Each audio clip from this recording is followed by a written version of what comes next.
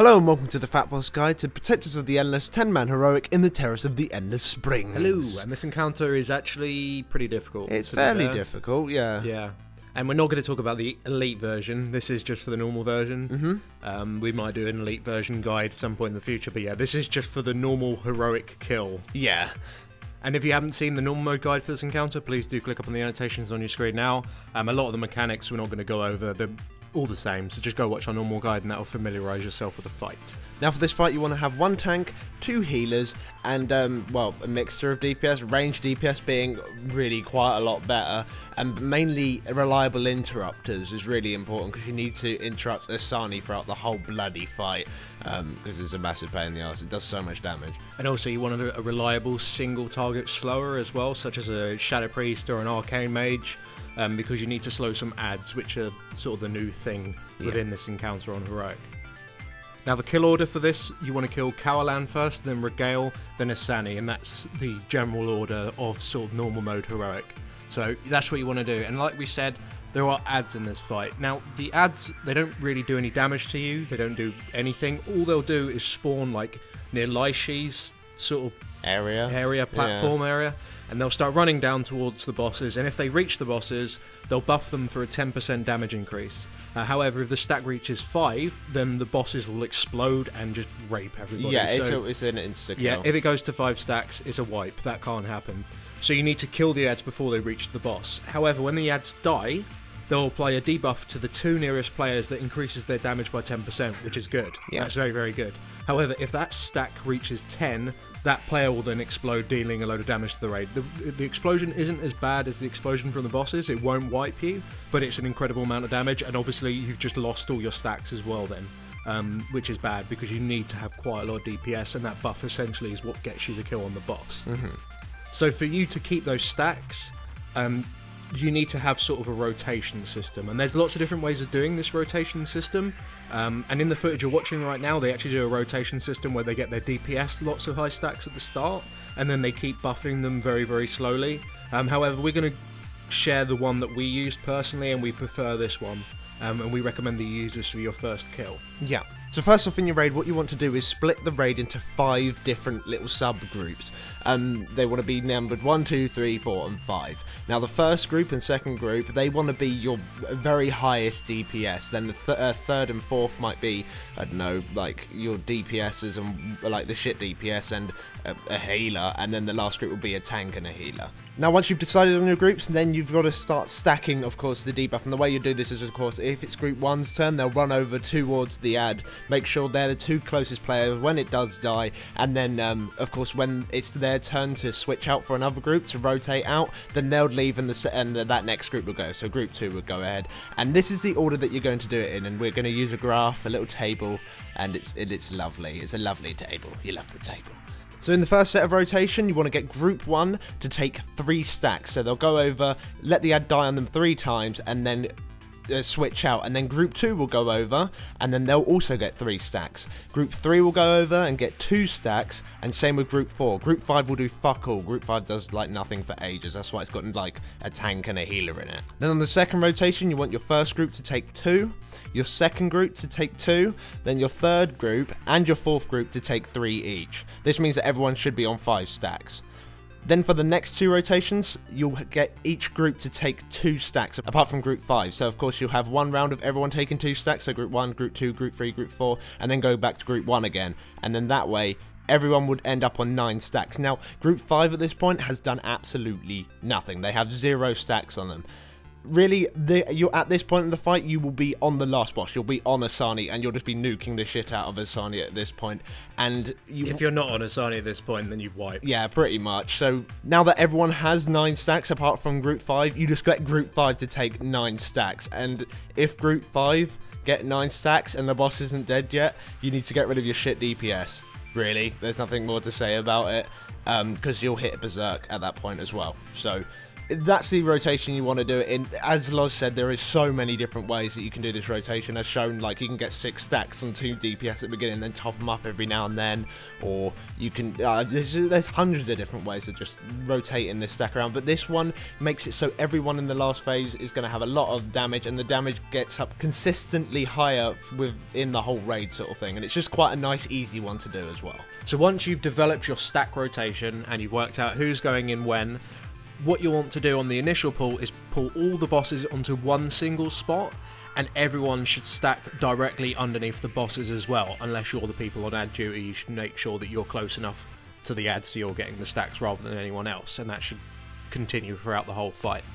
The main reason why you stack underneath the bosses is that when the cleansing water buff comes down on them, you only need to dispel whichever boss you're killing. So at first it's Carolan you're killing first. You need to make sure you dispel him, but everyone in the raid also gets this buff, which increases the amount of healing you take by 50%, and it also puts an amazing hot on you.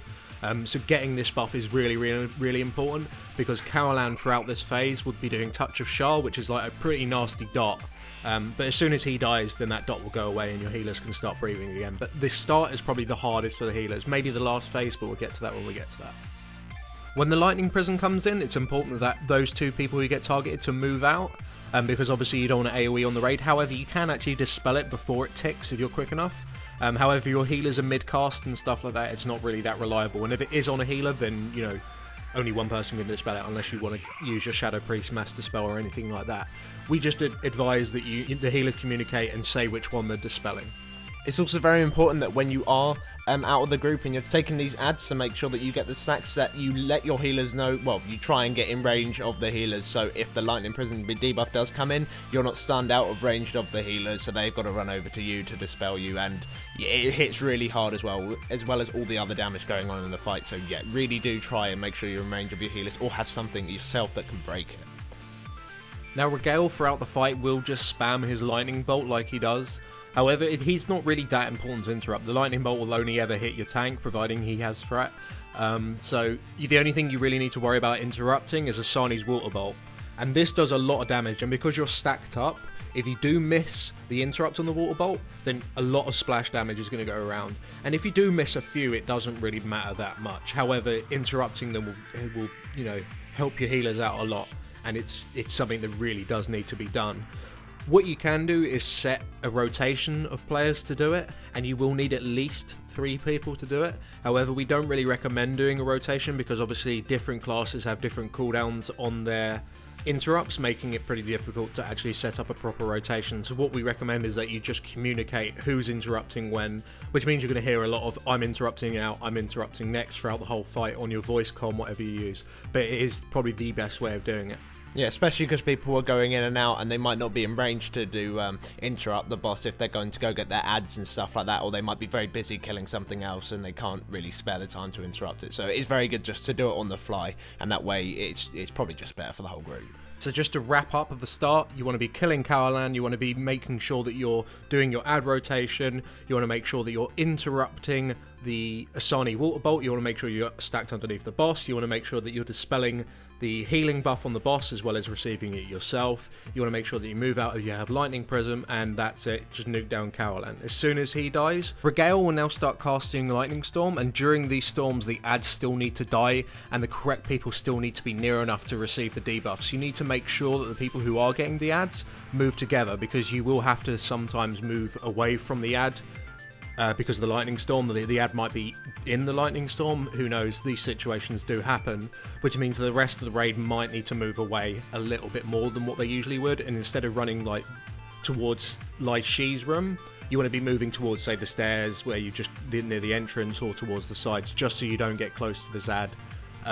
But yeah, don't get hit by the lightning storm. It does one hit. It hits very, very fucking hard. Even if you're using a personal cooldown, it will still probably one hit you. Asani at this point will start spawning the corrupted waters, which are the orbs, and you must kill these immediately, as they are actually buffing the bosses, which makes the interrupts a little bit more difficult because the boss does gain a casting speed increase.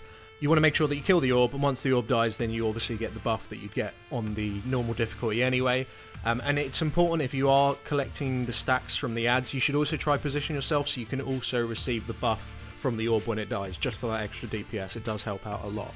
Now once Regala's died, Asani's all by him or herself, and it's very, very sad, and she goes a bit angry. He goes a bit angry. Or she, it doesn't know, matter. who fucking cares? But yeah, and she just goes nuts and does a fuck ton of damage to your whole raid, which is very, very bad. Now this is like a raid-wide dot that gets progressively worse and worse, and yeah, it's very, very bad. Your healers are going to have to heal a shit ton. That's why it is important in this phase that you are definitely stacked underneath the boss, and because you will be stacked underneath, it's even more important now that you definitely interrupt. No interrupts can fail at this point, because people can start getting close to one hit. And because it is splash damage, that means that it's likely that 3 or 4 people are about to be one hit. So you want to make sure you're doing those interrupts. When the orb spawns, that needs to die ridiculously quick. And it's also at this point, it shouldn't really be before this point, but around this point you should look at group 5 getting the stacks. Yeah. Which means that you may need to position yourself, because group 5 will consist of a tank and a healer. And the tank can't really move closer to the ads because the bosses are hitting him. So the raid need to position themselves in such a way that the ads die without reaching the boss and without reaching the raid. Now the ads at this point, after every single time a boss dies, the ads do start spawning slightly faster. In this phase they are spawning ridiculously fast. In our first kill, what we had to do is actually put 2 DPS on them, me as a hunter with my permanent slows on them, and also an arcane mage, and just to get them down before they reach the boss, because if they do reach the boss, because they're spawning so fucking quickly, and the boss is doing so much damage already, it literally, you don't have a lot of time. If one of them gets through, it's highly likely that you're going to die. So killing those ads, you really want to set at least 2 people most likely on your first kill. If you think one person can do it, then that's absolutely okay, but those ads need to die before they reach the boss. Everyone else should be focusing on killing the corrupted waters and of course nuking the shit out of Asani. Everyone will have 9 stacks at this point as long as no one has died or fucked up horribly. And it's at this point that you also want a bloodlust. So, yeah. And the amount of healing that's needed for this point is pretty crazy. So if you do have elemental shamans or boomkins or anyone that can provide raid healing or raid cooldowns, this is the time where you want to use them. So essentially this fight, it's all about those stacks. If you fuck up those stacks, then you might as well wipe. You just need to keep going until you do get the stacks correct, because it's essential that everyone has 9 stacks towards the end, otherwise you're just not going to kill him in time. And that's more or less it. That's more or less it. So thank you for watching, guys. If this guide did help you out, then please do give it a thumbs up. It helps us out quite a lot, and make sure to comment, rate and subscribe. And if you'd like to see more 10-man heroic guides by FatBoss, please do click up on the annotations you see on your screen now. Thank you for watching.